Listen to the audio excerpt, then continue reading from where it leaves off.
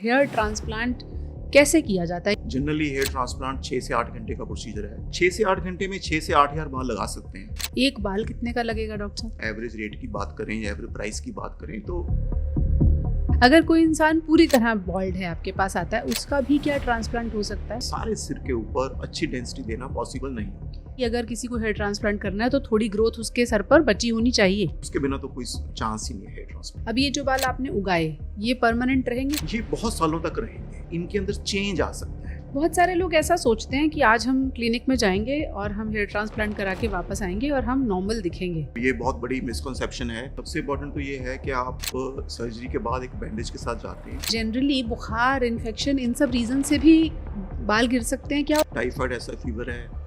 Covid के बाद बहुत लोगों को हेयर फॉल हुआ। स्ट्रेस से बाल गिरते हैं? एब्सोल्युटली। ये आपकी स्किन और हेयर दोनों को नुकसान कर सकते हैं। जो गिर रहे हैं क्या वो वापस उग जाएंगे? ऐसी कुछ मेडिसिन्स हैं, हम उसको रेगुलर लॉन्ग टर्म करें तो कुछ नई ग्रोथ अचीव की जा सकती है। अगर आपको ऐसी डेंसिटी चाहिए, मतलब हीरो वाले बाल चाहिए? हाँ, तो बहुत सारी सेलिब्रिटीज मेम्ब्रेन या ये जो नॉन क्लिनिकल मेथड है इसको यूज करते हैं। हम बहुत सारे ऐसे केसेस भी देखते हैं, हेयर ट्रांसप्लांट कराया, किसी की डेथ हो गई। रिसेंटली आपने देखा होगा कानपुर में 2 पेशेंट्स के साथ ऐसा हो गया। जहाँ से भी ट्रांसप्लांट कराएं उसको केयरफुली चूज करें।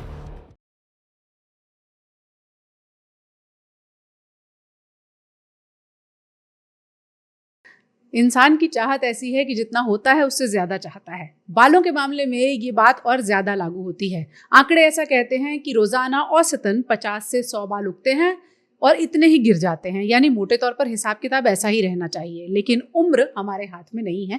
कभी कभी उम्र की वजह से, कभी कभी बीमारियों की वजह से इतने ज्यादा बाल गिर जाते हैं कि फिर लोग अपने बालों को पहले बचाने के विकल्प ढूंढते हैं कि इन गिरते बालों को हम बचाएं कैसे, इन्हें और ज्यादा घना कैसे करें, और फिर आते हैं बाल उगाने पर, यानी हेयर ट्रांसप्लांट और ऐसे बहुत सारे ऑप्शंस पर जिनके जरिए आप ट्रीटमेंट के साथ अपने बालों को बचा सकते हैं या फिर वापस उगा सकते हैं। तो अगर आप होम रेमेडीज करके थक चुके हैं या फिर जितनी चीजें ट्राई करना चाहते थे वो कर चुके हैं, बहुत ज्यादा नतीजे नहीं मिले, तो आज हम कोशिश करेंगे आपको मेडिकली ये समझाने की कि अगर आप अपने बालों को बचाना चाहते हैं या फिर से उगाना चाहते हैं तो आप उसके लिए क्या कर सकते हैं, सही तरीके क्या हैं। आपके मन में जितने सवाल हैं उनके जवाब लेकर आज हम आए हैं। हमारे साथ डॉक्टर बीके गर्ग हैं जो एडवांस्ड हेयर स्टूडियो से जुड़े हुए हैं लंबे समय से, और लंबे समय से लोगों के गिरते हुए बालों को या तो बचा रहे हैं या फिर जिनके गिर चुके हैं उन्हें उगाने का काम भी कर रहे हैं। बहुत बहुत स्वागत है डॉक्टर साहब। Thank you so much for having me here. Sir, जब लोग आपके पास आते हैं तो आई एम श्योर सब करके आते होंगे, तो पहले जो सबसे कॉमन 2 सवाल आपसे पूछते हैं वो क्या होते हैं? सबसे पहले वो ये जानना चाहते हैं, जब उनके बाल गिर चुके होते हैं, कि क्या अब ये बाल फिर से उगाए जा सकते हैं। अब अनफॉर्चुनेटली ये है कि अगर बॉल्डनेस एक बार पूरी तरह स्टैब्लिश हो जाए तो फिर से आप उन सभी बालों को ग्रो कर सकें या उसको ऐसे लेवल पे लेके आ सकें जिससे आपको कोई कवरेज मिले, पॉसिबल नहीं हो पाता। ऐसे सिनेरियो में फिर हमें हेयर ट्रांसप्लांट की तरफ ही देखना पड़ता है। और अनफॉर्चुनेटली ये भी है कि लोग जब बाल गिरना शुरू होते हैं उस टाइम पे थोड़ा उसको कैजुअल लेते हैं। वो सोचते हैं शायद वैसे ही गिर रहे हैं। उनको आइडिया नहीं है कि ये एक ऑनगोइंग प्रोसेस है जो अपने आप शायद कभी भी नहीं रुकेगा। और धीरे धीरे या फिर अगर वो ट्राई भी करते हैं तो कुछ कैजुअल ट्रीटमेंट्स, कोई शैम्पू ले लिया, कोई तेल लगा लिया, या फिर किसी ने कुछ बता दिया, कोई भी प्रॉपर ट्रीटमेंट जनरली लोग नहीं करते हैं। जब वो प्रॉपर ट्रीटमेंट करने की सोचते हैं तब तक काफी लॉस हो चुका होता है और उस टाइम उनके लिए ट्रांसप्लांट एसेंशियल हो जाता है। ये सैडली एक प्रॉब्लम है। तो इससे एक सवाल मेरे मन में आया, जैसे आपने कहा लोग पूछते हैं कि जो गिर रहे हैं क्या वो वापस उग जाएंगे, ऐसा हो सकता है? देखो, ऐसी कुछ मेडिसिन्स हैं, कुछ ट्रीटमेंट है जिससे अगर हम उसको रेगुलर लॉन्ग टर्म करें तो कुछ नई ग्रोथ अचीव की जा सकती है। लेकिन जनरली क्या है कि हेयर लॉस सिर्फ एक हेयर लॉस का इशू नहीं है, ये एक कॉस्मेटिक इशू है। जब हम बाल उगाने की बात करते हैं तो पेशेंट ये चाहता है कि उसके बाल सिग्निफिकेंट लेवल तक रिस्टोर हो जाएं, इतने रिस्टोर हो जाएं कि वो देखने में नॉर्मल लगे। तो इतनी ग्रोथ सिर्फ ट्रीटमेंट से, जब काफी ज्यादा बाल गिर चुके हों, इतनी ग्रोथ लेके आना पॉसिबल नहीं होता। तो इसलिए उस सिनेरियो में ग्रोथ तो हो सकती है लेकिन इतनी नहीं होती जो आपको एक कॉस्मेटिक रिजल्ट दे, या वो जैसे आपके घने बाल थे वैसे एक अच्छी लुक दे सके, इतनी ग्रोथ नहीं आ पाती। बाल इतने इंपॉर्टेंट हैं ही इसीलिए क्योंकि वो आपके चेहरे को आकार देते हैं, पर्सनैलिटी को आईना दिखाते हैं और साथ ही साथ एक प्रोटेक्टिव मैकेनिज्म भी है आपके सर के लिए। लेकिन डॉक्टर साहब, अब जैसे आपने कहा कि लोग पहले ट्राई करते हैं शैम्पू, तेल और भी बहुत सारे, हम सोशल मीडिया पे देखते हैं कि हेयर फॉल से बचने के 50,000 सॉल्यूशंस हैं, किट्स आती हैं, पहले ये लगाओ फिर वो लगाओ, कितना काम करती हैं? देखिए, जानना बड़ा जरूरी है कि जो हेयर लॉस का प्रोसेस है वो स्किन के नीचे हो रहा है, वो बाहर नहीं हो रहा। उसका जो भी फॉल्ट है या डिफेक्ट है या उसका जो भी मैकेनिज्म है वो स्किन के नीचे है। अब अगर हम शैम्पू की बात करते हैं तो अनफॉर्चुनेटली थोड़ा सा लोगों को कंट्रोवर्शियल लगेगा कि शैम्पू से हेयर फॉल रोका नहीं जा सकता। एक तो समझे कि जो शैम्पू है ये एक क्लीनिंग का मेथड है, बाल धोने के लिए, बाल धोने के लिए, साफ करने के लिए है। क्योंकि वो धोने के लिए और साफ करने के लिए है, उसके अंदर कोई भी इंग्रेडिएंट हो, उसका जो आपकी स्कैल्प के साथ कांटेक्ट टाइम है वो बहुत कम है। ऐसा कोई इंग्रेडिएंट नहीं है जो विद इन मिनट्स ही आपकी स्कैल्प के ऊपर आप उसको वॉश कर रहे हैं और इतने थोड़े से कांटेक्ट टाइम के साथ ही वो आपके हेयर फॉल को रोक दे। तो शैम्पू से तो हेयर फॉल नहीं रुकता है। फिर तेल तो ज्यादा देर तक लगा सकते हैं। अब तेल की बात करते हैं। अब तेल क्या है कि तेल हमारे कल्चर का पार्ट है। हेयर ऑयलिंग, मालिश करना स्कैल्प की, ये कोई बुरी चीज नहीं है। तेल से आपके स्कैल्प को नरिशमेंट मिलती है, थोड़ा ब्लड फ्लो इंप्रूव होता है अगर आप मसाज कर रहे हैं ऑयल के साथ। अच्छा कंडीशनर भी है जो ऑयल है। अच्छा। तो हमारे कल्चर में क्योंकि कंडीशनर्स को जनरली यूज नहीं किया जाता, शैम्पू यूज करते हैं तो लोग कई बार कंडीशनर यूज नहीं करते हैं, तो ऑयल एक कंडीशनर का काम करता है, शाइन देता है, बालों को स्मूथ रखता है, उसके अंदर कोई फ्रिजीनेस है, रफनेस है, उसके लिए वो एक यूजफुल है। तो ऐसे हम ये नहीं कह सकते ऑयल यूजलेस है। लेकिन फिर अगेन वो पर्टिकुलरली अगर मेल्स की बात कर रहे हैं तो हेयर लॉस का सोल्यूशन तो बिल्कुल नहीं है। अच्छा, ये इम्पोर्टेंट है इसको समझना। अच्छा, इससे पहले कि हम हेयर उगाने के तरीकों पर आए, आपने ऑयल को जैसे वैल्यू दी, इसको लेकर दो स्कूल ऑफ थॉट हम सुनते हैं। कुछ लोग कहते हैं कि तेल बहुत लिमिटेड टाइम के लिए लगाना चाहिए, कुछ लोग कहते हैं कि नहीं, ओवरनाइट लगा लो और फिर सुबह वॉश कर लो, और पुरानी जो दादी नानी के नुस्खे थे वो तो ये थे कि सर धो के तेल लगा लो। तो क्या सही तरीका होना चाहिए? देखो, ये है कि सही तरीका वो है जो आपकी स्कैल्प के लिए सही है। अब हर किसी की प्रॉब्लम और हर किसी की स्कैल्प डिफरेंट है। अगर सपोज करो आप ऑयली स्किन है आपकी और आपको पहले से डैंड्रफ का इशू है या आपको एक्नेज हो रहे हैं, ऐसे केस में आप ऑयल ज्यादा लगा रहे हैं तो अपनी प्रॉब्लम को वर्स कर रहे हैं। डैंड्रफ बढ़ सकती है, एक्ने बढ़ सकते हैं जो फोरहेड पे फ्लो करेगा। तो आपको ऑयल बहुत कम चाहिए। आप शायद अगर ना भी लगाएं तो भी चलेगा। लेकिन अगर आप ड्राई स्किन है आपकी और आपकी स्कैल्प भी ड्राई है, आपके बाल भी रफ और ड्राई रहते हैं, तो ऐसे केस में ऑयल आपको हेल्प कर सकता है। वो ज्यादा देर तक लगाना भी यूजफुल हो सकता है। अच्छा। लेकिन अगर आप ऑयली स्किन के साथ आप ओवरनाइट ऑयल लगा रहे हैं, आप कोई बेनिफिट नहीं कर रहे हैं, आप अपना नुकसान ही कर रहे हैं। तो इसमें ये इंपॉर्टेंट है कि आप इसको ऐसा कोई मैजिक फॉर्मूला नहीं समझे, इसको अपनी जरूरत के अकॉर्डिंग कस्टमाइज करें।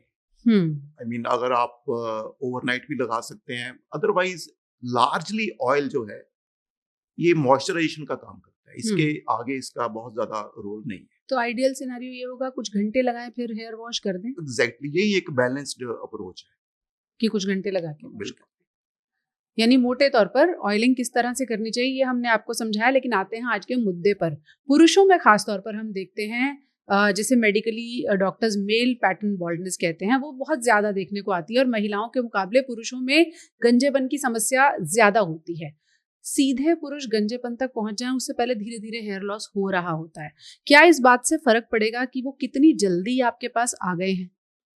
ये बड़ा इंपॉर्टेंट है। इसमें सबसे इंपॉर्टेंट जो है वो ये जानना है फॉर मेन, ये इंपॉर्टेंट है कि आप ये समझें कि जो आपको हेयर लॉस हो रहा है वो एक नॉर्मल या यूजुअल हेयर लॉस नहीं है। ये मेल पैटर्न हेयर लॉस है जिसका रीजन जेनेटिक है। फिर उसके ऊपर आपका लाइफस्टाइल, आप कितनी केयर करते हैं, उसको कॉम्प्लिकेट कर रहा है। जेनेटिक मतलब अगर आपके बाप दादा के, चाचा के बाल इस तरह से गिरे हैं तो आप मान के चलें आपके भी गिरेंगे। हाँ, अब आपने ये बड़ा अच्छा सवाल पूछा कि अगर बाप दादा के गिरे हैं तो मान के चलें कि आपके गिरेंगे कि नहीं गिरेंगे। आपके गिरने के चांस ज्यादा है। ज्यादा है। अब ये बाप दादा और मामा भी मैटर करता है इसमें, और नाना भी मैटर करता है। अच्छा, मैटरनल साइड का तो भी हाँ, जेनेटिक दोनों साइड का ही मैटर करता है। इसमें थोड़ा सा सोशल इशू है, पहले सिर्फ ये माँ को ही दोष दे दिया जाता था इसमें। तो अब ये साइंस ये है कि इसमें दोनों तरफ के जीन्स रिस्पॉन्सिबल है। अच्छा। और अगर आपकी फैमिली में दोनों तरफ ये हिस्ट्री है, फैमिली हिस्ट्री से मीनिंग है आपके फादर, आपके ग्रैंडफादर, आपके चाचा, उस मैटरनल साइड पे आपके नाना, आपके मामा, अगर दोनों तरफ ये हिस्ट्री है तो फिर आपके काफी चांसेस हैं। और ये भी इंपॉर्टेंट है कि ये हेयर लॉस 17-18 की एज से स्टार्ट हो सकता है। अच्छा, ये बड़ा इंपॉर्टेंट है। तो लोग सोचते हैं अगर 17 पे हो रहा है तो वो ये वाला हेयर लॉस नहीं होगा जो गंजेपन की तरफ जाएगा। हाँ बिल्कुल। लेकिन ये वही हेयर लॉस हो सकता है। और अगर आप इसमें जो सबसे इंपॉर्टेंट है, इसको मैं 3 स्टेप में एक्सप्लेन करता हूँ जनरली। नंबर 1, आप नोटिस अर्ली, आप जल्दी नोटिस करेंगे। अब डॉक्टर साहब मुश्किल ये, जैसे आपने कहा 17-18 की उम्र में टीनेज में भी बाल गिर रहे हैं, तो अक्सर माँ बाप कहते हैं ये खाता ठीक नहीं है, इसका सोने का टाइम ठीक नहीं है, इसलिए गिर रहे हैं, ये सब ठीक कर लेगा तो बाल उगने लगेंगे। अब ये कैसे पता चलेगा कि ये वो गंजेपन की तरफ ले जाएगा या ये थोड़ा थोड़ा हेयर लॉस है, कैसे पता चलेगा? इसमें आपने 2 चीजें देखनी है। एक तो ये है कि अगर आपकी हेयर लाइन पीछे जा रही है, ये नॉर्मल हेयर फॉल के कारण ऐसा नहीं होता है। अच्छा, ये एक पैटर्न है। दूसरा है, यहाँ आप क्राउन या टॉप के एरिया में आप कभी, खासकर अगर टॉप लाइट के नीचे खड़े और आपको लगा एकदम से हल्का दिख रहा है, यहाँ थोड़ी स्किन दिखनी शुरू हो गई है, ये यूजुअल हेयर फॉल नहीं है। ये इसका मीनिंग है कि आपके बाल थिन हो रहे हैं। तो यूजुअल हेयर फॉल इस तरीके से प्रेजेंट नहीं करता, उसमें हेयर लाइन पीछे नहीं जाती है। दूसरा, अगर आपकी फैमिली हिस्ट्री थी तो आपने 17-18 में थोड़ी सी हेयर लाइन पीछे जानी शुरू हुई है, इसका चांस काफी ज्यादा है कि आपके अंदर male pattern hair loss develop हो रहा है। तो इसको आप सिर्फ खाने पीने या देर से सोने, इन सब चीजों का रोल है, लेकिन ये इसका बेसिक रीजन नहीं है। तो ये मेल पैटर्न हेयर लॉस हो सकता है। ऐसी स्टेज पे बहुत सारे लोग अनफॉर्चुनेटली कई साल निकाल देते हैं, वो बढ़ता जाता है और 22-23 तक अनफॉर्चुनेटली उनका मेजर लॉस हो चुका होता है। इसीलिए हम आजकल देखते हैं कि जब लड़के शादी की उम्र के होते हैं तब सबसे ज्यादा हेयर ट्रांसप्लांट के लिए आते हैं। ये बात सच है? ये बात बिल्कुल सही है आपकी। ये काफी कॉमन है, जो इंडिया में डिफरेंट है थोड़ा। इंडिया के अंदर जो हेयर ट्रांसप्लांट की मोस्ट कॉमन एज ग्रुप है वो 25 to 35 है। कंपेयर टू वेस्ट, अगर वेस्ट में जाएं तो इतनी जल्दी लोग हेयर ट्रांसप्लांट नहीं कराते, क्योंकि शायद वहां पे जो बॉल्डनेस है या हेयर लॉस है वो सोशली थोड़ा ज्यादा एक्सेप्टेबल है, क्योंकि उनके हेयर स्टाइलिंग डिफरेंट है। लेकिन इंडिया में ये काफी कॉमन है कि लोग ऐसे प्लान के साथ आते हैं। काफी बार हमारे पास पेरेंट्स के साथ भी आते हैं, तो पेरेंट्स बोल रहे होते हैं अपने बच्चों के बिहाफ पे, वो मदर्स कह रही होंगी कि इसकी शादी करनी है 1 साल बाद, तो हमें बाल चाहिए। But usually I will appreciate कि अगर वो 20 की एज पे वो ज्यादा एक्टिव होते, प्रोएक्टिव होते, तो शायद आज उतने बाल ना गिरे होते। तो वही, फिर इससे फर्क पड़ेगा अगर वो लड़का आपके पास 20 साल की उम्र में आया है या फिर 28 साल 25 साल की उम्र में आया है, इससे कुछ फर्क पड़ेगा? अगर आप इनिशियल स्टेज में आते हो, हेयर लॉस जेनेटिक है, जो मेल पैटर्न हेयर लॉस है, उसको आप 100% खत्म नहीं कर सकते। लेकिन गोल क्या है ऐसी सिनेरियो में? तो अभी एडवांस हेयर स्टूडियो में हमारे पास कई तरह की ट्रीटमेंट है। जैसे मैं लेजर ट्रीटमेंट करता हूँ जो काफी स्टेट ऑफ द आर्ट है, फिर हमारे पास PRP है, फिर कुछ मेडिकेशंस हैं। इन सब चीजों से हम, मैं इसको ऐसे बोलता हूँ मोस्टली अपने पेशेंट्स को कि we want to give you more hair for more years. तो ज्यादा साल तक ज्यादा बाल रह सकते हैं आपके। तो शायद जो स्टेज आपने 25 पे देख रहे हो, शायद हम उसको 35 तक पुश कर देते, या शायद अगर आपने हेयर ट्रांसप्लांट करना था तो वो एक छोटा प्रोसीजर होता, उतना बड़ा प्रोसीजर ना करना पड़ता हमें, जिसके कारण हम ज्यादा सालों तक आप ज्यादा बालों के साथ रह पाते। बड़े सारे सवाल डॉक्टर आपने जो जवाब दिया उससे निकल के आए। सबसे पहले लेजर किस तरह से और किस केस में आप करने के लिए ऑप्ट करेंगे? तो लेजर हमारा एक ट्रीटमेंट का पार्ट है, उसके साथ और भी हम बहुत कुछ करते हैं। तो ये लो एनर्जी लेजर होते हैं जो बहुत सेफ होता है। तो ये हेयर रूट्स को स्टिमुलेट करता है, उनके जो बेसिस हेयर रूट्स के बेस पे जो स्टेम सेल्स होते हैं उनको स्टिमुलेट करता है, स्कैल्प की इन्फ्लेमेशन को रिड्यूस करता है। तो ये सब चीजें हेयर ग्रोथ को स्टिमुलेट करती हैं। तो 2 तरीके से बेनिफिट करते हैं ये सब ट्रीटमेंट्स। एक तो जो हेयर थिन है पहले से, उनका थिकनेस को इम्प्रूव करते हैं, जिससे वॉल्यूम बढ़ता है और आपका सिर ज्यादा भरा हुआ दिखता है। दूसरा है कि कुछ परसेंट नई ग्रोथ भी की जा सकती है। जो बाल बिल्कुल रोए कहते हैं, जिनको हम पतले बाल होते हैं स्कैल्प के ऊपर, वो बाल मोटे किए जा सकते हैं। उनके अंदर थिकनेस आने से या उनकी लेंथ बढ़ जाने से टोटल वॉल्यूम बढ़ जाता है और आपका सिर ज्यादा भरा हुआ दिखाई देता है। तो इसके काफी बेनिफिट्स हैं ये, लेकिन आप एक लिमिटेड केस में ही कर पाते होंगे जब। हाँ, इसके लिए जरूरी है कि आपके स्कैल्प पे हम कुछ सिग्निफिकेंट अमाउंट ऑफ हेयर है। अगर आपके स्कैल्प पे मेजर लॉस हो चुका है और स्किन शाइनी टॉप या बिल्कुल स्मूथ हो चुकी है, वैसे सिनेरियो में फिर ये मेडिकल ट्रीटमेंट्स उतना बेनिफिट नहीं दे पाते। ओके, लेजर जो है वो आपने जैसे कहा कि सेल्स को स्टिम्युलेट करेगा तो ग्रोथ जो है दबी हुई है शायद वो एक्टिवेट होके आगे आ जाएगी। उसमें फिर दवाओं से बालों को मोटा किया जाता है, कैसे वो मोटे कैसे हो जाते हैं? सब कुछ एक साथ ही किया जाता है। अनफॉर्चुनेटली ये भी एक और बात है, अच्छा आपने ये हाईलाइट किया। बहुत सारे लोग सोचते हैं कि शायद हेयर लॉस का कोई एक सिंगल फॉर्मूला या एक सिंगल मैजिक ड्रग है कि हम ये तेल लगाएंगे या सिर्फ ये करेंगे या सिर्फ ये एक लोशन लगाएंगे।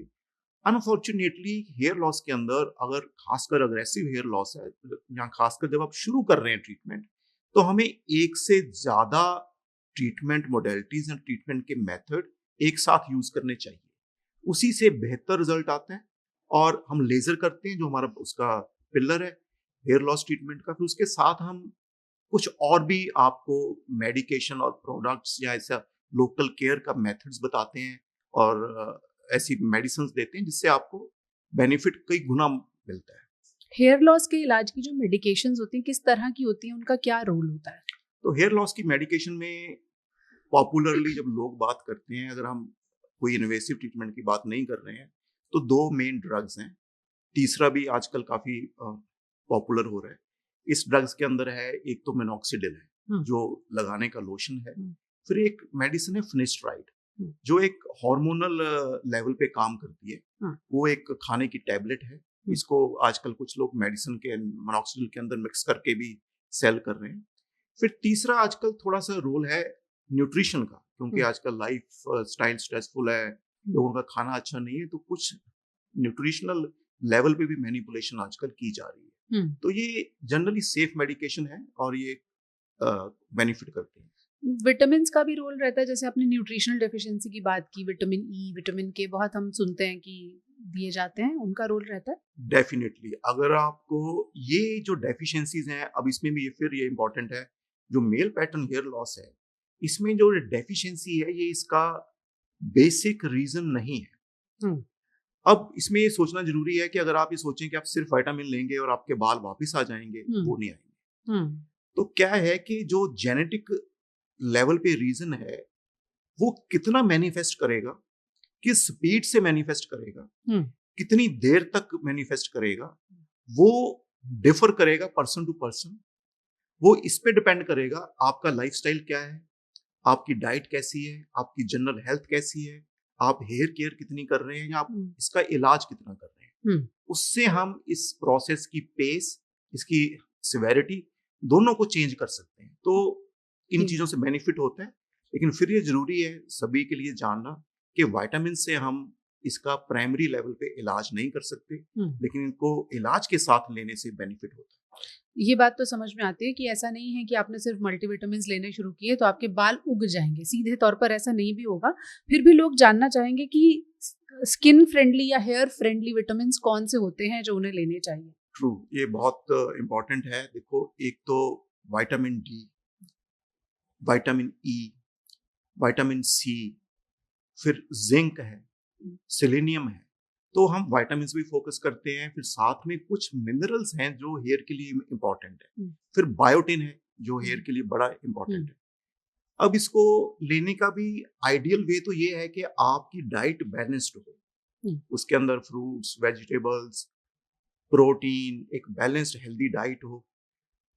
लेकिन अगर आप ऐसा मैनेज नहीं कर पा रहे हैं तो आपको टेम्परेरीली कुछ देर के लिए सप्लीमेंट जरूर करना चाहिए। In case of women iron deficiency बहुत कॉमन है जो हेयर थिनिंग का रीजन हो सकती है। वेजिटेरियंस के अंदर कुछ विटामिन बी की डेफिशिएंसी हो सकती है। अगर आप ठीक से बैलेंस नहीं कर रहे अपनी वेजिटेरियन डाइट, ऐसे सिनेरियो में इन सप्लीमेंट को ऐड करना यूजफुल हो सकता है जी। अब आते हैं जो लोग ट्रीटमेंट के लिए आपके पास आते हैं, आपने कहा कि कुछ को लेजर और मेडिसिन से हेल्प हो जाती है, फिर कब जाके आप उन्हें हेयर ट्रांसप्लांट के लिए सजेस्ट करते हैं, और इस बात से फर्क पड़ेगा कि वो इंसान पूरी तरह से गंजा है या थोड़े से उसके सर पे बाल हैं, आपके लिए कैसा केस रहेगा? सबसे इम्पोर्टेंट है जानना कि हेयर लॉस एक एस्थेटिक या कॉस्मेटिक प्रॉब्लम है। अगर आपका हेयर लॉस ऐसा है जो आपकी एस्थेटिक अपीयरेंस को अफेक्ट कर रहा है और उसका मेडिकली रीजनेबल सोल्यूशन नहीं है, तो ट्रांसप्लांट कर लेना चाहिए।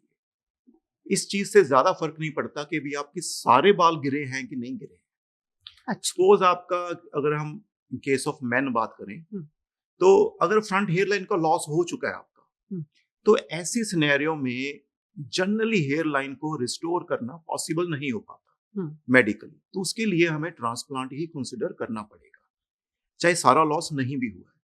अब इसमें कुछ ऐसी धारणा है कि जब ज्यादा बाल गिर जाएंगे तो हम तभी कराएंगे, लेकिन मेरा ये एक्सपीरियंस है कि क्योंकि ये कॉस्मेटिक प्रॉब्लम है, आज आप 25 साल के हो, आज आपके लिए आपकी अपीयरेंस, आपके कॉन्फिडेंस के लिए, आपके प्रोफेशन के लिए या कोई भी और कारण से आपके लिए ज्यादा इंपॉर्टेंट है। हम अगले 10 साल तक इस चीज की वेट नहीं कर सकते कि आप पूरे बॉल्ड होंगे फिर हम इलाज शुरू करेंगे, उसका कोई सेंस नहीं है। ये कॉस्मेटिक नीड है। अगर आपकी कॉस्मेटिक नीड बन चुकी है, सिग्निफिकेंट लॉस चाहे फ्रंट में हो गया है, तो आपको ट्रांसप्लांट कर लेना चाहिए। जैसे आपने कहा पहले हेयर लाइन का लॉस होता है, आगे से बाल गायब होने शुरू होते हैं, जब वो ट्रीटमेंट आप कर रहे हैं, उसके लिए हेयर ट्रांसप्लांट आप कर रहे हैं, तो क्या उसका एक कोई एडिशनल फायदा ऐसा हो सकता है कि जो पीछे वाले हैं वो बच जाएं, या वो फिर के कारण तो नहीं बचेंगे, मतलब वो उन्हें जब जाना है वो जाएंगे? उसके लिए जो करना है वो हमें ट्रांसप्लांट के बाद भी करना है और ट्रांसप्लांट से पहले भी करना है। तो इसलिए जो मैं ये कहना चाह रहा था शुरू में, जैसे मैंने बात करी कि आप अगर हेयर लॉस का ट्रीटमेंट जब स्टार्ट हुआ तब कर रहे हैं, ट्रांसप्लांट उसी जर्नी का एक पार्ट है। उसमें जब अगर आपका फ्रंट का लॉस हो गया है, इसका मीनिंग ये नहीं है कि आप जो ट्रीटमेंट कर रहे हैं वो यूजलेस है। वो आपके पीछे के बालों के लिए आज भी करना है आपने, वो भी गिर सकते हैं, क्योंकि ट्रांसप्लांट अपने आप में जो आपके एग्जिस्टिंग हेयर है, नॉन ट्रांसप्लांटेड हेयर है, उनको नहीं बचा सकता। ये बात सही है कि ट्रांसप्लांट के बाल बहुत सालों तक बने रहेंगे, लेकिन जो आपके अपने बाल हैं, जो पोटेंशियल एरिया ऑफ लॉस में है, टॉप ऑफ द स्कैल्प पे, वो अभी भी गिर सकते हैं।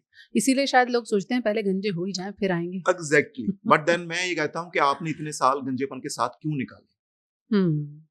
अगर कोई इंसान पूरी तरह बॉल्ड है आपके पास आता है, उसका भी क्या ट्रांसप्लांट हो सकता है? बिल्कुल बाल नहीं है, शाइनी स्कैल्प जैसे आपने कहा। ये एक थोड़ा कंट्रोवर्शियल भी है, और थोड़ा ऐसे सिनेरियो में हेयर ट्रांसप्लांट एक लिमिटेड चॉइस हो सकती है। उसको मैं थोड़ा एलैबोरेट करता हूँ क्या मीनिंग है। हेयर ट्रांसप्लांट में क्या है कि हम आपकी सिर से पीछे और साइड के एरिया से कुछ हेयर रूट्स निकालते हैं। जो रूट्स हम निकालते हैं वो फिर से ग्रो नहीं करती हैं। अच्छा, जैसे वो जो मेल्स में पीछे बाल रह जाते हैं, वो उनको लिया जाता है पहले। एग्जैक्टली, क्योंकि वो बाल हमेशा बने रहते हैं। वो जो बॉल्डनेस का प्रोसेस है उसको रेजिस्टेंट है जेनेटिकली, तो उसमें से हम कुछ रूट्स लेते हैं। अब अनफॉर्चुनेटली जो रूट्स हम लेते हैं वो फिर से ग्रो नहीं करेंगे, तो इसलिए जो हमारे पास बाल अवेलेबल हैं वो लिमिटेड है। अब अगर बहुत ज्यादा एरिया का लॉस हो चुका है तो हमारे पास बहुत बार इतने बाल नहीं होते, इतनी रूट्स नहीं होती कि हम उनको सारे एरिया में लगा सकें। एक लेमैन क्वेश्चन आया, पीछे से बाल लेंगे तो फिर पीछे वाले कम हो जाएंगे? एग्जैक्टली, कम हो जाएंगे, लेकिन वो एरिया कवर्ड दिखेगा, उसकी डेंसिटी कम हो जाएगी, क्योंकि वहां काफी ज्यादा डेंसिटी होती है। अच्छा। तो क्योंकि हम उस एरिया को भी कवर चाहते हैं, इसलिए हम उसमें से सारे बाल नहीं ले सकते, कुछ ही बाल ले सकते हैं। और वो बाल जनरली अगर बहुत ज्यादा लॉस हो चुका है तो एडिक्वेट नहीं होते, कम पड़ जाते हैं। अच्छा। तो फिर हम सारा एरिया कवर नहीं कर पाते। कुछ केसेस में कर भी पाते हैं, किसका बहुत अच्छा डोनर एरिया हो, लेकिन काफी केसेस में सारे सिर के ऊपर अच्छी डेंसिटी देना पॉसिबल नहीं होता। तो जो आप सर पे बाल लगाएंगे, जो ट्रांसप्लांट करेंगे, वो सर के ही बाल होंगे नेसेसरीली? आजकल काफी एडवांसमेंट हुई है और कुछ और बॉडी एरिया से भी बाल लिए जाते हैं, जैसे बियर्ड, चेस्ट, यहाँ से भी बाल निकाले जा सकते हैं। उसकी कुछ लिमिटेशंस हैं, उनका मैचिंग का इशू होता है, फिर हर किसी की नीड्स डिफरेंट हैं, किसी की चेस्ट पे बाल एडिक्वेट हैं कि नहीं, लेकिन ये कुछ एरिया से बाल यूज किए जा सकते हैं। With due respect to Punjabis के केस में आसान होता होगा as a race they are full of hair. Full of hair, yes you are right. I think we have mister Anil Kapoor. Anil Kapoor wouldn't mind that. अच्छा, तो ये मतलब अगर चेस्ट पे एडिक्वेट ग्रोथ है, इट में help you. It can help, it has some limitation, इसका उतना अच्छा रिजल्ट नहीं होता जितना स्कैल्प के हेयर का होता है, पर फिर भी एक ऑप्शन है। तो पहली लिमिटेशन हम जो मान रहे हैं वो ये है कि अगर किसी को हेयर ट्रांसप्लांट करना है तो थोड़ी ग्रोथ उसके सर पर बची होनी चाहिए। एक्सीलेंट, डेफिनेटली, उसके बिना तो कोई चांस ही नहीं है हेयर ट्रांसप्लांट। और अगर बिल्कुल भी नहीं है तो नहीं हो सकता। तो अगर आपके सिर के पीछे भी बाल काफी नहीं है या बहुत कम है, तो फिर शायद आप हेयर ट्रांसप्लांट के लिए एक अच्छी ऑप्शन नहीं हो। कुछ लोग ऐसे भी करते हैं ना, बाय चॉइस पहले बॉल्ड हो जाते हैं, फिर बाद में सोचते हैं कि चलो अब हम हेयर ट्रांसप्लांट के लिए वो opt एक मैकेनिज्म है कि आप अगर आपके बाल कम हो रहे हैं तो आप अपने आप को पूरा शेव कर लो, या कुछ बार लोग ट्रांसप्लांट के बारे में किसी को बताना नहीं चाहते, तो वो ट्रांसप्लांट से पहले ही अपने बाल ट्रिम कर लेते हैं, ताकि किसी को ये आइडिया ना हो किसी को कि आपने ट्रांसप्लांट के लिए बाल ट्रिम किए थे, तो वो उसको छुपाने की कोशिश करते हैं। बट यहाँ वेस्ट के अंदर बहुत कॉमन है कि अगर आप थोड़ा सा हेयर लॉस होता है तो अपने आप को शेव कर देते हैं, लेकिन इंडियन सिनेरियो में थोड़ा कम एक्सेप्टेबल है। लेकिन अगर किसी ने अपने आप को कम्प्लीटली शेव कर लिया है, वो पैटर्न मेंटेन किया है, तो फिर उसके लिए फिर हेयर ट्रांसप्लांट बाद में ऑप्शन नहीं रह जाएगा? नहीं, ऐसा नहीं है। अगर उसने वो शेवन लुक भी रख रहा है तो ट्रांसप्लांट फिर भी किया जा सकता है, लेकिन ये उसके सोचने का है कि अगर वो शेवन लुक ही रखना चाहता है बाद में भी, तो ट्रांसप्लांट का क्या उसके लिए यूज रहेगा। अब हमने मेडिसिन डिस्कस की हैं, लेजर ट्रीटमेंट आपने अच्छे से समझाया है। इसके बाद पीआरपी एक मैकेनिज्म है जो हम बहुत सुनते हैं, टर्मिनोलॉजी है, उसको थोड़ा समझाइए। और क्या पीआरपी के अलावा भी कुछ अब ऐसी टेक्निक्स आ गई हैं जो हेयर ग्रोथ में हेल्प करती हैं? पीआरपी को थोड़ा सा ब्रीफली मैं एक्सप्लेन कर देता हूँ ऑडियंस के बेनिफिट के लिए। पीआरपी है प्लेटलेट रिच प्लाज्मा। तो इसमें क्या किया जाता है, आपका एक ब्लड सैंपल लिया जाता है और उसको कुछ ओवर 30 मिनट्स सेंट्रीफ्यूज के अंदर सेपरेशन करने के बाद उसमें से प्लाज्मा को सेपरेट कर लिया जाता है। प्लाज्मा एक क्लियर फ्लूइड है जिसके अंदर प्लेटलेट्स होते हैं। तो प्लेटलेट्स के अंदर क्या है कि प्लेटलेट ऐसे सेल हैं हमारे ब्लड के अंदर जो हीलिंग और रिपेयर के लिए रिस्पॉन्सिबल हैं, और ये रीजनरेशन भी करते हैं, स्टिमुलेट करते हैं हीलिंग को। अगर कहीं वूंड या चोट लगती है तो उसकी रिपेयर में हेल्प करते हैं। तो इसी करेक्टर को हम हेयर ग्रोथ के लिए यूज करने की कोशिश करते हैं। तो उसको सेपरेट करके इंजेक्शन के जरिए फिर हम स्कैल्प पे कुछ इंजेक्शंस देते हैं। तो ये प्रोसेस है, इसको जनरली हम 4 से 5 बार रिकमेंड करते हैं मंथली इंटरवल पे यूज करने के लिए। इससे आपके हेयर को थिकनेस गेन होता है, थोड़ा वॉल्यूम गेन होता है, हेयर फॉल भी कम होता है। फिर अगेन मैं ये फिर कहना चाहूंगा कि अपने आप में ये अकेले में कोई मैजिक फॉर्मूला नहीं है। ये एक अच्छी ऑप्शन है जो और ट्रीटमेंट्स के साथ इसको ऐड करने से आपको बेनिफिट मिलता है। अच्छा, पीआरपी के अलावा हेयर ट्रांसप्लांट पे जाने से पहले और भी कोई रास्ता बीच में निकला? आजकल स्टेम सेल्स और एक्सोसोम्स की बात हो रही है। ये ह्यूमन ब्लड या ह्यूमन फैट से भी बनाए जाते हैं, तो इनको भी यूज किया जाता है। ये एक नया मेथड है, अभी इसके बारे में बहुत ज्यादा यूज होना शुरू हो गया है, लेकिन इसके रिजल्ट्स अभी उतने श्योरिटी से नहीं है। लेकिन ये भी एक ऑप्शन है जिसको हम ऐड कर सकते हैं पीआरपी के साथ। अच्छा, पीआरपी तो जैसे आपने कहा 4 से 5 बार आप रिकमेंड करते हैं। मान लीजिए किसी ने over a period of 5-6 months 4-5 sittings ले ली, उसके बाद सब ठीक रहेगा? उसके बाद उसका बेनिफिट आपको कई महीनों तक रहेगा। फिर आपको हो सकता है कुछ महीनों बाद या नेक्स्ट ईयर फिर से पीआरपी सेशन रिकमेंड किए जाए, ऐसा हो सकता है। अच्छा, मतलब वो हो सकता है कि आपको रिपीट करने पड़े प्रोसेस। एक इम्पॉर्टेंट है इसमें, क्योंकि आपने सवाल पूछा तो मेरे ख्याल में आया कि जो हेयर लॉस का ट्रीटमेंट है, इसको बहुत सारे लोग ऐसे कुछ हफ्तों का या कुछ 2 महीने का एक ट्रीटमेंट मान के चलते हैं। क्या है कि अगर आपको हेयर लॉस की जेनेटिक इशू है, तो मेल पैटर्न हेयर लॉस है जो ये एक ऑनगोइंग इशू है, जाहिर है इसके अंदर आपको कुछ ना कुछ करते रहना ही पड़ेगा। ये इम्पोर्टेंट है, क्योंकि आप जो करेंगे फिर उसका एक मैनेजमेंट भी होगा, मेंटेनेंस भी होगी। एग्जैक्टली, वो भी आपको करनी है। अब आते हैं असल मुद्दे पर, हेयर ट्रांसप्लांट कैसे किया जाता है? या एक ही तरीका है सबके लिए या पेशेंट के हिसाब से अलग अलग तरीके होते हैं? फंडामेंटली तो प्रोसीजर सिमिलर रहता है सबके लिए। अब पेशेंट टू पेशेंट डिफर करता है कई तरीकों से। एक तो ये कि हर किसी का गोल डिफरेंट है इस सर्जरी के अंदर। कोई 25 की एज पे आ रहा है या कोई 52 की एज पे आ रहा है, तो दोनों के गोल डिफरेंट है। तो जनरली अगर कोई यंग पेशेंट आ रहा है तो उसका गोल है उसकी हेयर लाइन काफी अग्रेसिव हो, वो थोड़ा ज्यादा अच्छी कवरेज चाहता है, उसकी जो एक्सपेक्टेशन है वो भी बहुत ज्यादा है compare to someone who is 52। उसकी एक्सपेक्टेशन अपनी एज के अकॉर्डिंग थोड़ी डिफरेंट है, तो उसकी प्लानिंग थोड़ी डिफरेंट हो जाती है और दोनों की रिक्वायरमेंट डिफरेंट है। फिर क्या है कि अगर आप यंग एज में जब आप होते हो तो आपके लिए जो हेयर लॉस ट्रीटमेंट है वो बड़ा इंपॉर्टेंट बन जाता है, क्योंकि आपने अभी बहुत सालों तक आपको अच्छे बाल चाहिए, आपकी ऐसी सोशल या पर्सनल रिक्वायरमेंट है, तो उस केस में मैनेजमेंट थोड़ी डिफरेंट हो जाती है। जहाँ तक सर्जरी का मेथड है, मेथड इटसेल्फ तो लार्जली सिमिलर ही है। सिमिलर है, थोड़ा एक्सप्लेन कीजिए कैसे किया जाता है हेयर ट्रांसप्लांट। तो इसका जो मोस्ट बेसिक एस्पेक्ट है, जो हेयर ट्रांसप्लांट का जो बेसिक हम कहें मैकेनिज्म है, वो ये है कि आपके सिर के ऊपर जो पीछे और साइड के बाल हैं वो बाय नेचर रेजिस्टेंट हैं बॉल्डनेस की प्रोसेस को, यानी वो टिके रहेंगे। वो टिके रहेंगे। आपने देखा होगा अक्सर के बहुत सारे लोग हैं जो टॉप पे पूरे बॉल्ड हो चुके हैं लेकिन पीछे और साइड पे फिर भी कुछ बाल बचे हुए जी। तो हम क्या करते हैं कि हम इसी करेक्टर को यूज करते हैं, पीछे और साइड के एरिया से कुछ हेयर रूट्स निकालते हैं। इन रूट्स को निकाल के हम नए एरिया में इम्प्लांट करते हैं, जिस एरिया में हम इम्प्लांट करना चाहते हैं। अब अच्छी बात यह है, जो इंटरेस्टिंग बात यह है कि इम्प्लांट होने के बाद भी ये इन हेयर रूट्स का जो करेक्टर है ये मेंटेन रहता है। ये नए एरिया में जाके गिरते नहीं है और बहुत सालों तक ग्रो करते रहते हैं।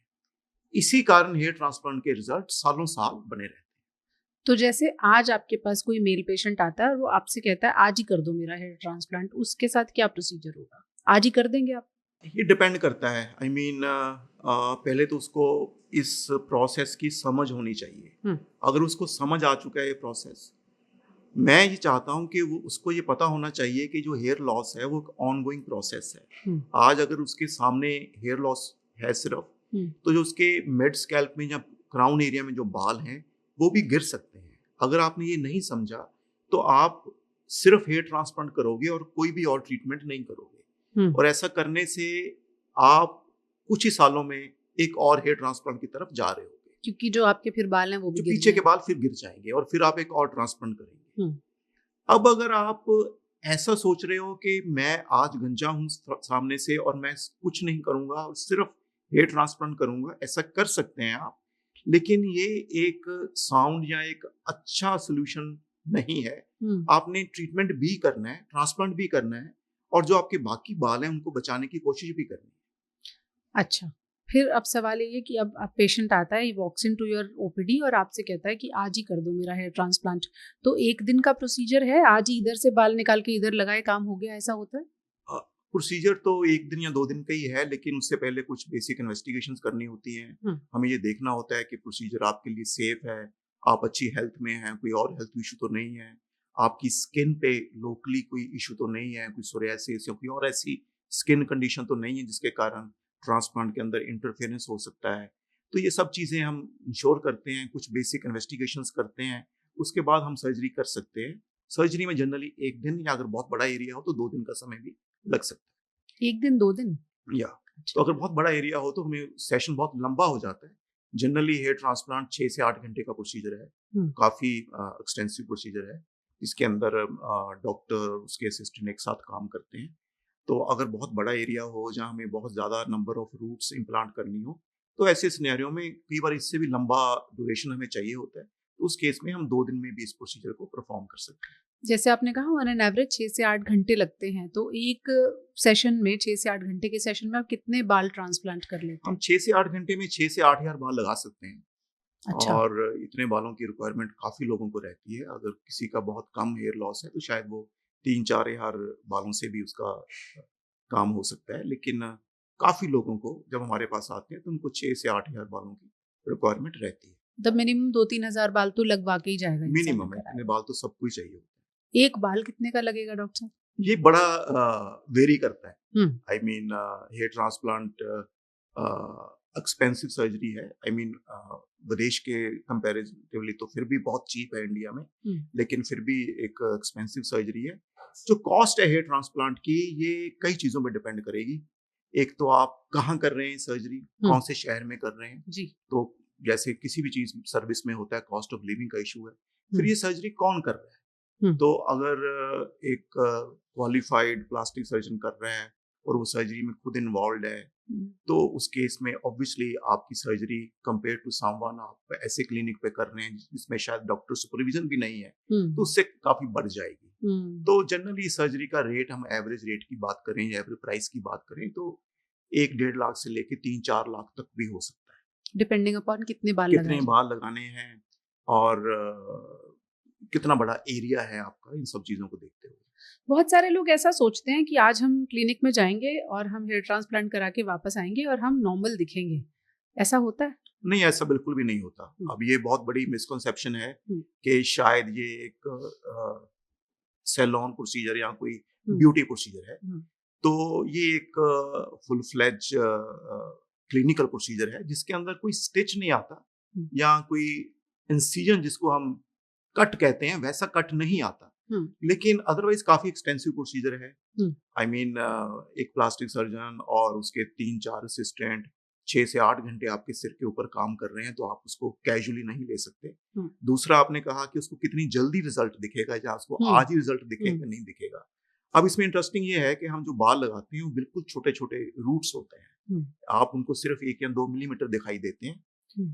वो इनफैक्ट 4-6 हफ्ते के बाद जो विजिबल पोर्शन होता है स्किन के बाहर, वो गिर भी जाता है। अच्छा, तो पेशेंट डर जाता होगा। हाँ, उसको बड़ी, अगर उसको पहले से इन्फॉर्म ना किया हो या एजुकेट ना किया हो तो उसको बड़ी एंग्जाइटी होती है कि सारे बाल गिर गए मेरे, लेकिन उसकी रूट्स अंदर रहती हैं, ये नेचुरल प्रोसेस है।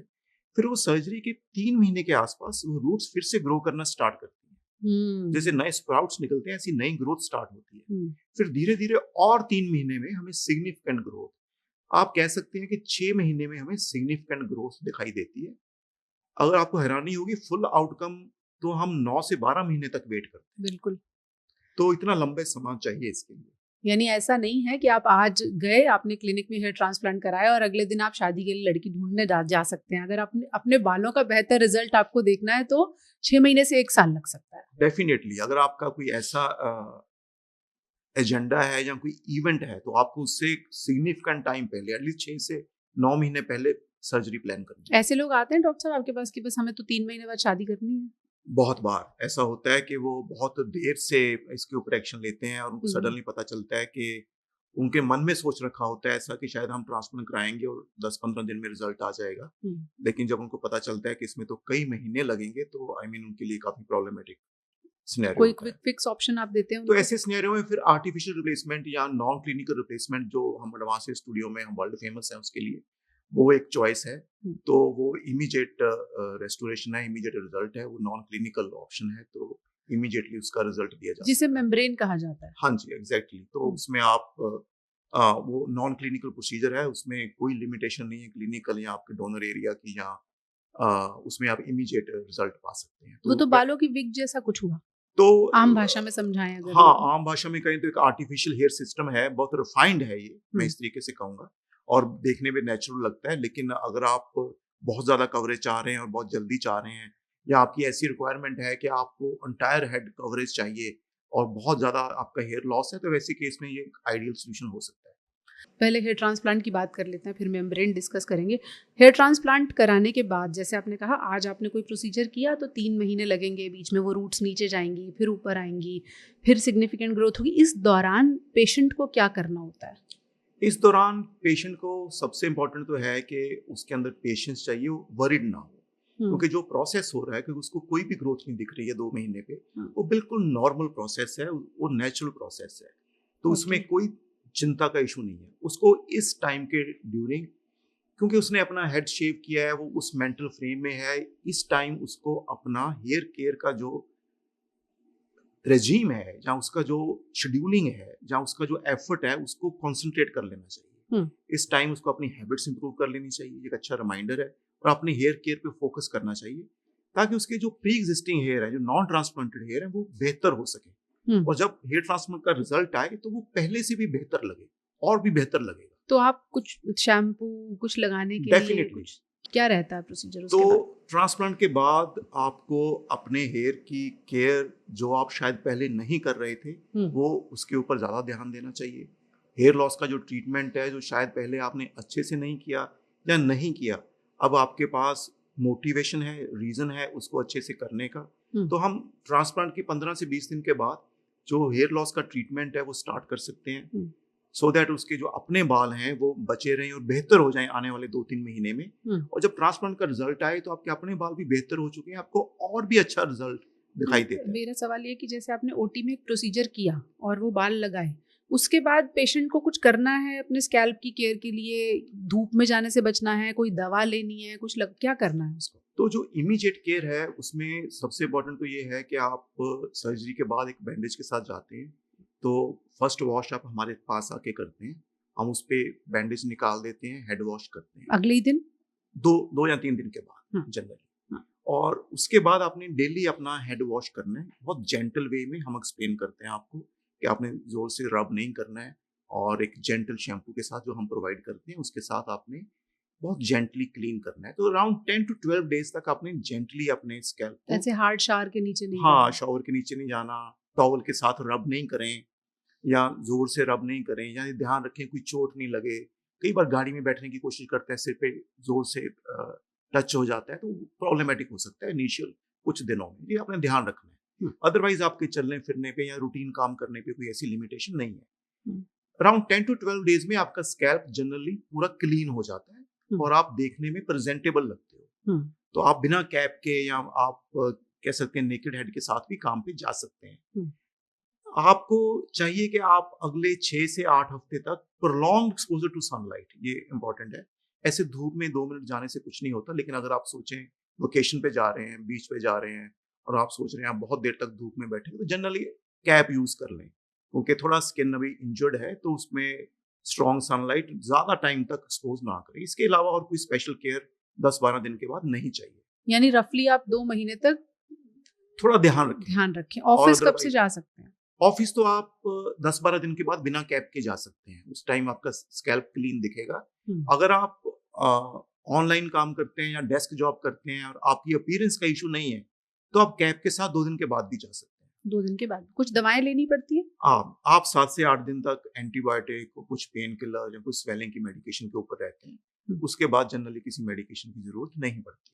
अब ये जो बाल आपने उगाए ये परमानेंट रहेंगे या ये भी जा सकते हैं? ये बहुत सालों तक रहेंगे। अब इसमें इनके अंदर चेंज आ सकता है समय के साथ।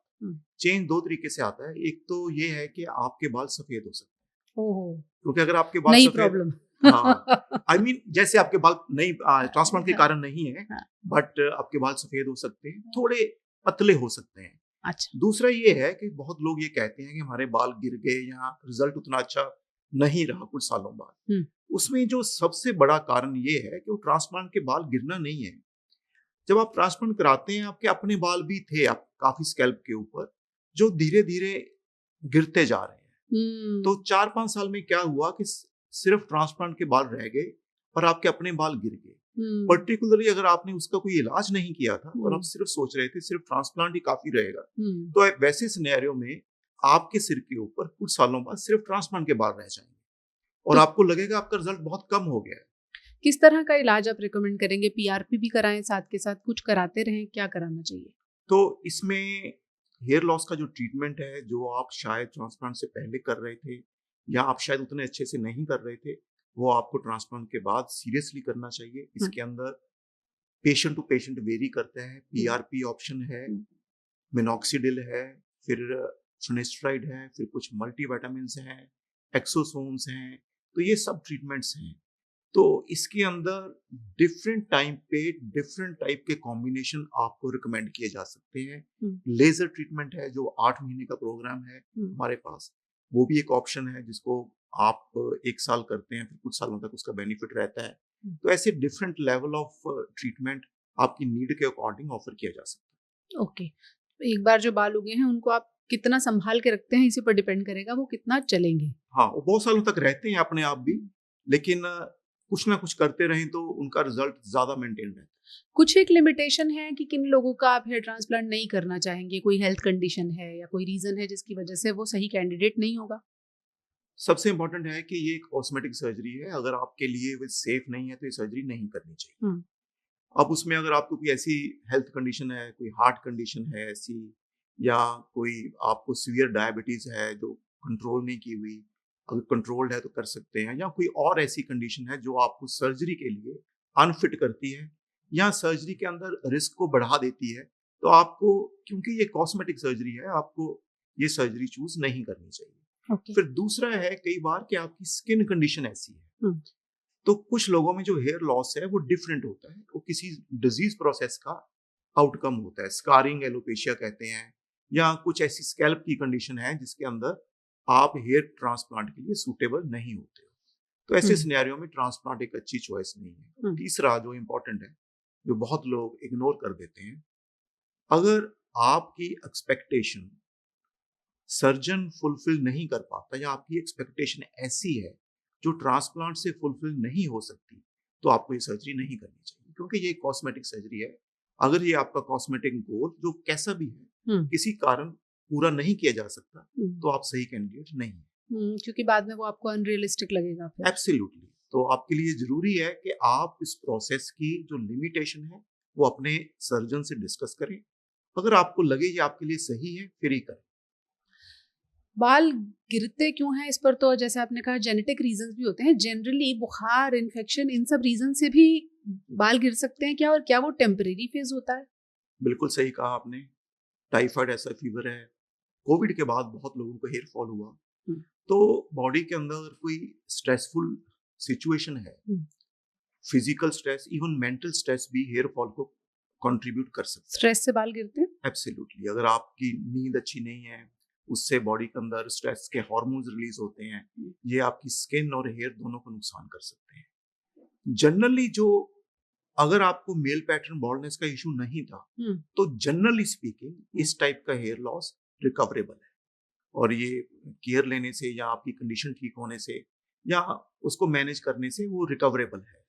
लेकिन कई बार अगर आपको मेल पैटर्न हेयर लॉस पहले से था और बीच में आपको कोई ऐसी इलनेस हो जाती है, तो आपके बाल गिरने की पेस बहुत तेज हो जाती है, उसमें बहुत कॉम्प्लिकेट हो जाता है, और शायद वो बाल दोबारा वापस नहीं आते। मेम्ब्रेन को, या जिसे लोग आमतौर पर विग के तौर पर जानते हैं, उसको आप किस तरह का विकल्प मानते हैं? देखो, अगर दो सिनेरियो में बहुत वो शानदार विकल्प है। एक तो ये है कि आपका हेयर लॉस बहुत ज्यादा है और आपका डोनर एरिया एडिक्वेट नहीं है, आपके पास बाल ही नहीं है, बाल या है तो इतने कम है कि वो आपको कोई एक अच्छा रिजल्ट नहीं दे सकता, और ऐसे सिनेरियो में आपकी जो एक्सपेक्टेशन या आपकी जो डिजायर है वो फुल हेड ऑफ हेयर की है, तो ऐसे सिनेरियो में ये मेम्ब्रेन एक अच्छा सोल्यूशन हो सकता है। तो ये नॉन क्लिनिकल सोल्यूशन है और इसमें कोई डोनर एरिया की लिमिटेशन नहीं है। दूसरा एक और सिनेरियो है जिसमें ये बहुत सारे सेलिब्रिटीज भी इसको यूज करते हैं, और काफी लोगों को हैरानी होती है सेलिब्रिटीज क्यों यूज करते हैं, वो ट्रांसप्लांट क्यों नहीं करते हैं। ट्रांसप्लांट एक नेचुरल प्रोसेस है जो मेंटेनेंस फ्री है, और जिसमें आपके अपने बाल लेके आपकी सिर पे लगाए जाते हैं, क्योंकि वो आपके अपने ही बाल हैं। उन बालों की नंबर को लेके एक लिमिटेशन है, और अगर आपका सिग्निफिकेंट हेयर लॉस है, ऐसे सिनेरियो में अगर आपको ऐसी डेंसिटी चाहिए जो from all angles under all kind of lighting conditions, मतलब हीरो वाले बाल चाहिए। हाँ, मतलब आप ऐसे काम में हैं जिसमें लाइटिंग बहुत ज्यादा है और 2-3 तरफ के एंगल से और टॉप लाइट भी है, ऐसे सिनेरियो में अगर आप चाहते हैं आपके बाल फुल दिखें, उसके लिए बहुत ज्यादा बाल चाहिए। उतने बाल ट्रांसप्लांट से प्रोवाइड करना मुश्किल होता है, इसीलिए आप देखेंगे कि बहुत सारी सेलिब्रिटीज मेम्ब्रेन या ये जो नॉन क्लिनिकल मेथड है इसको यूज करते हैं, क्योंकि उनकी रिक्वायरमेंट बहुत ज्यादा है। उनको तो सेलिब्रिटीज में मेम्ब्रेन का चलन ज्यादा रहता है उनको, और जहाँ आपका ऐसा प्रोफेशन है या आपकी ऐसी नीड है, और तो वैसे सिनेरियो में भी आपके लिए ये बहुत अच्छी चॉइस है। पर उसमें ऐसा नहीं है कि हम आपके पास आए, हमने वो मेम्ब्रेन आपसे ली और हम घर चले गए, ऐसा नहीं होता? ऐसा नहीं है, क्योंकि कुछ भी हम अगर स्किन के साथ स्टिक करते हैं वो हमेशा स्टिक नहीं रह सकता। उसका वो कुछ हफ्तों में उसको हमें रीफ्यूज या रीपेस्ट या रीअटैच करना पड़ेगा।